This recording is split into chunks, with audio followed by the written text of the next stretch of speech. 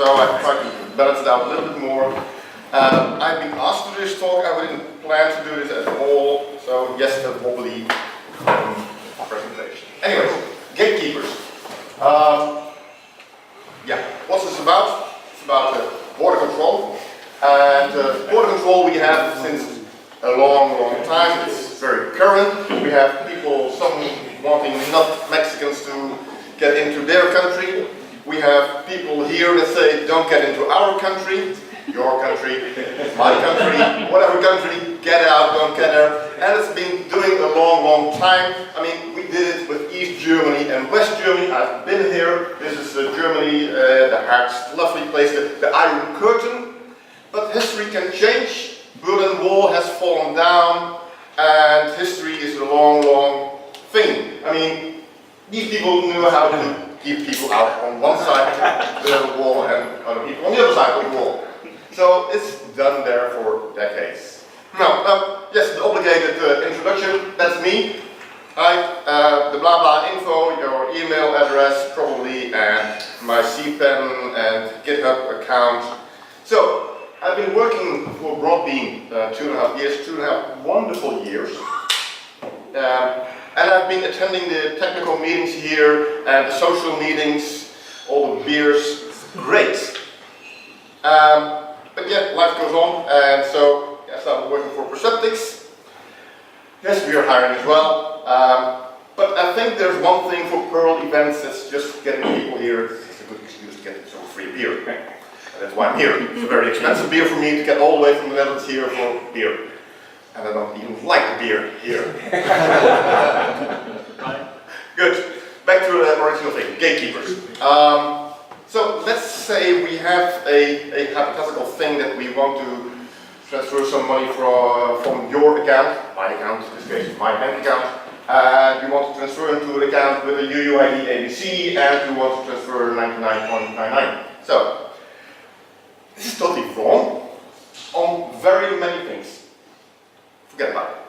So, what you will usually do is you will get these requests, you will receive it, you will try to understand it, figure out what's happening there, and then you start executing stuff.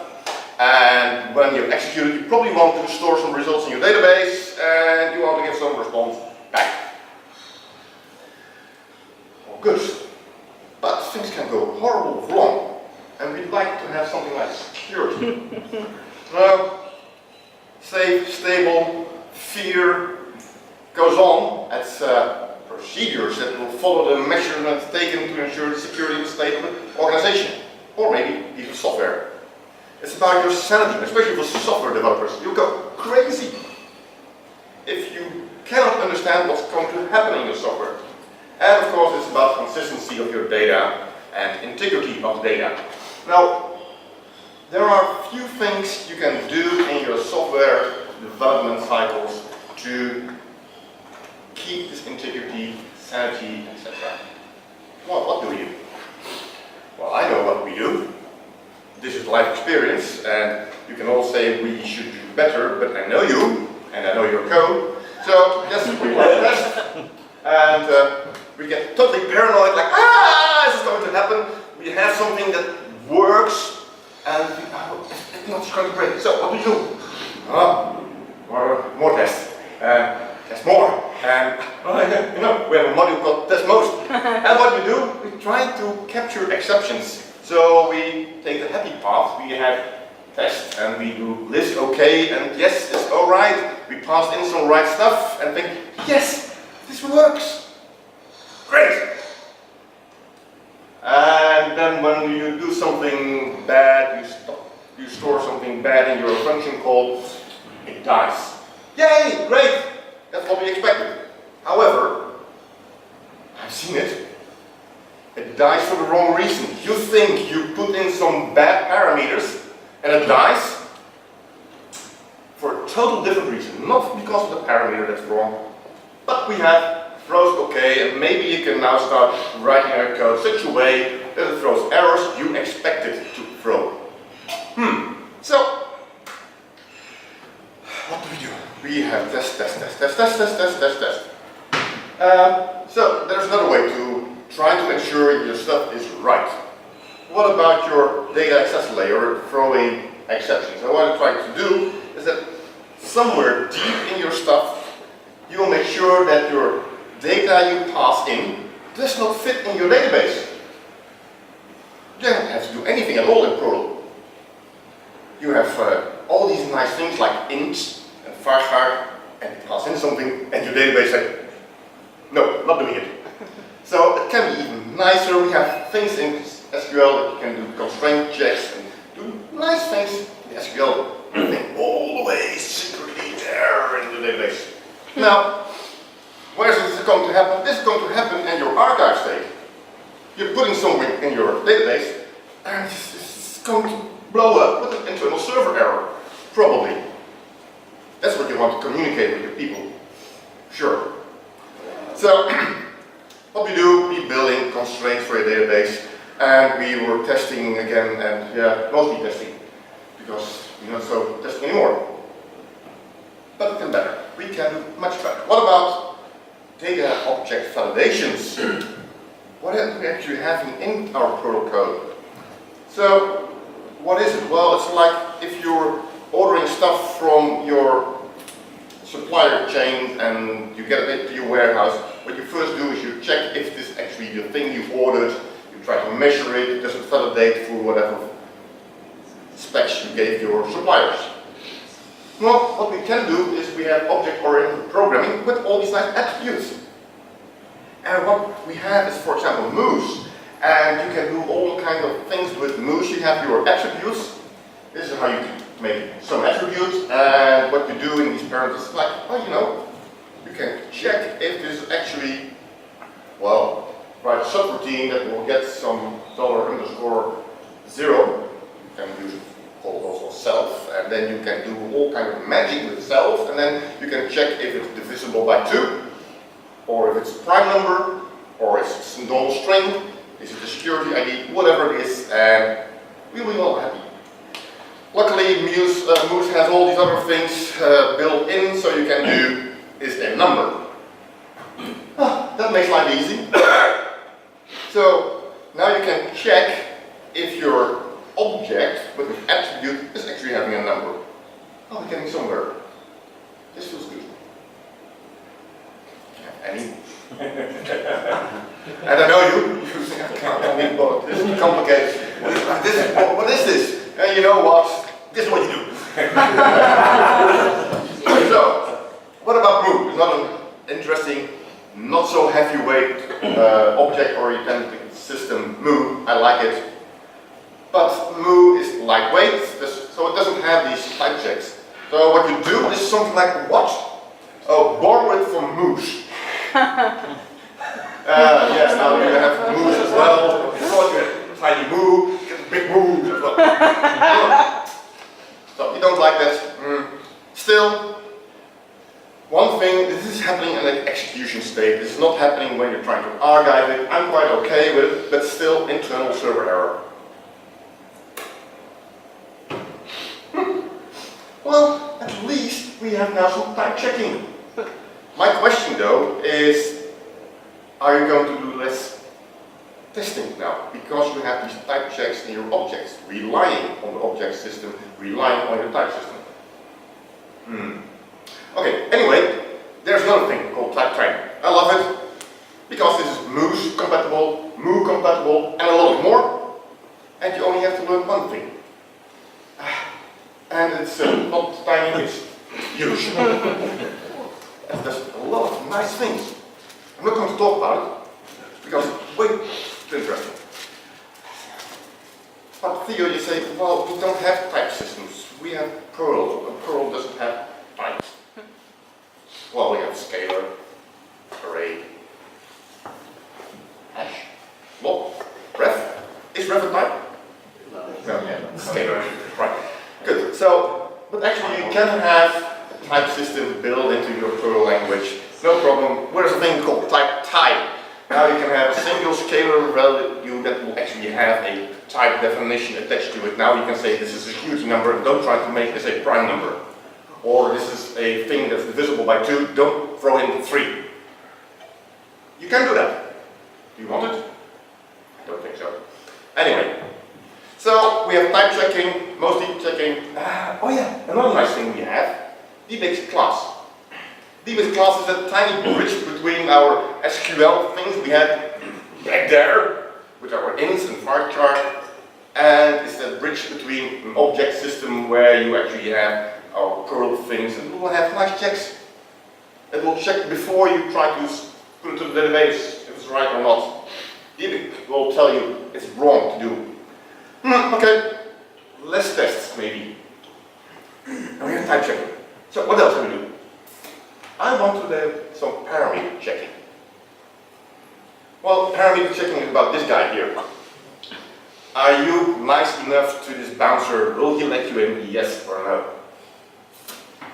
So, what do you do for parameter checking? I know what you do. You do shifts, and shifts more, and you check if that's a regular expression, and if not, well, yes, it's shift or die. That's what you do. Lying? Good, I see some honest people. Great. And that is one thing I do like. By the way, my clock is just ticking between 5 minutes and 4 minutes. So we have a nice thing that's called tiny signatures. We love signatures in Perl 5. They are there for a few years. It helps. That's not me, is it? Okay, good. Type tiny signatures actually allow you to have tiny type constraints in your signatures as well. That's nice. What else can we do for parameter checking? Because this is only for positional params. What about params validate? Oh yeah, you also said don't use it. Go for params validation compiler. It's faster. Do it only once. Use it forever, it says. And what you can do is you can pass in a hash and it will unpack your hash and it will check against everything you pass in. And it has its own funny syntax. And it's complicated. I don't like it. And then there's type params from the same guy that wrote type tiny. And that's lovely. Green pastures. I love it. Yes. That's nice. So what you can do now you will have up front already something that will try to understand what you pass in. That's nice. That's what you like. Don't go all the way back to your database where it goes up. So you can have the 400, it's a bad request. We know what's happening. So what we do, we have now something for our parameter checking. We can do bouncing, yes, and probably with all these nice signatures and parameter checking, you'll have to write less tests. I hope so. Because I don't like to write all those tests to test everything. Maybe it's the wrong thing to rely on it, but I do. I've been told, Theo, are you testing dbix class? Oh yeah, that was my first test writing. dbix does its stuff what it needs to do. Type tiny does its stuff what it needs to do. It's super compliant. So, back to where I work. Perceptics. Perceptics is a nice company. I started working there 3 months ago, November, 4 months ago now. And we have a lot of legacy code. Many of you are used to work with legacy code. I think not many of us have the privilege to work on the most modern stuff, starting brand new. Legacy stuff, but they hired a few people just last couple of months. We're still hiring. And we are supposed to do the right thing. So we started thinking, alright, so let's start introducing signatures. So introducing type tiny. And then there was one guy that said, yeah, but I don't like the fact that this border control does not do its job right. Go back to this example. Bad example, but very useful example. If you look good, you will see account UUID is ABC. That's probably not a UUID. And the amount has a comma in it and not a decimal point. So both parents probably will fail. Now what will happen with all these previous mentioned modules that will check up front what's happening in your parent validation, they try to be fast and smart and they bail out on the first failure. happen in your API or on the front end, you do this request, and they will tell you, well, you know what, your account UUID is not a UUID. Bye. All right, let's try to fix that. Send it again. Hey, your amount is something I don't understand. That's not a number. So, there is called thing validate tiny. It's a minimalistic data validation, and it's a thing, yeah, it's nice, but it has some syntax again. Complicated syntax. And I love type tiny. So, me being me, I start thinking, what about type params, which is part of the type tiny from Toby Inc. And type params validation. Yes, it's alpha. It's on GitHub. It works, and it's test-driven development. Insane work, but so nice on your end. Try it at home. And it's a type params drop-in replacement. But it will return you this exception. Still compliant, because it throws exceptions. But inside this thing, it will give you a method errors, which will sum up all the type tiny errors, your missing parameters, and of course your unrecognized parameters. And now I think we have something that understands the thing. Now we can say we have an entity that's right or not right, can give the user proper feedback and fix the things. So now you have parameter checking reporting rather than bouncing. So yeah, that's I think the end. No questions? Questions? No, you've got 3 minutes. Questions? 3 questions? Any questions? Oh, yeah, that's too many. The example on the API is quite cool, but if you use JSON validation, it can return you all the list of parameters that are incorrect. I know, but how many legacy systems can work with JSON validation? That's true, but on the API side, you can Yeah. still use Yeah. So I didn't go through that thing. That's It's just in JSON. I noticed in one of your slides you had post URL and the query parameter. How can it happen, post with the query parameter? Oh, technically you can, but as I said, on that example, there are so many things terribly wrong. You don't do a post with query params, usually not. You can do it. You go. I question how valuable that is, because usually for something that where you've got multiple parameters, you only need to fix your errors once. So the fact that you only find out one error at a time isn't really that big a deal, because once you fix that, that one's fixed, you'll then be able to use it 100,000 times and not need to fix it again. So I'm not sure there's great value, certainly in doing additional engineering to make it possible to report multiple errors at the same time. I understand your question. Because that's the question I had as well. Funny enough, with the company I have been working for in between Broadbean and Perceptics, MintLab, we had issues with how can we make sure that the data at the front end entered is accepted on our backend. Now what they did, they made a pre-flight post of the data. They posted the entire form with an extra parameter. So just check if everything is alright and bounce back what's wrong. So there are situations where it could be very useful that you will have a list of errors in your form and say this needs fixing. And once you have returned to the front end, oh, everything is alright, it will make the final request once again.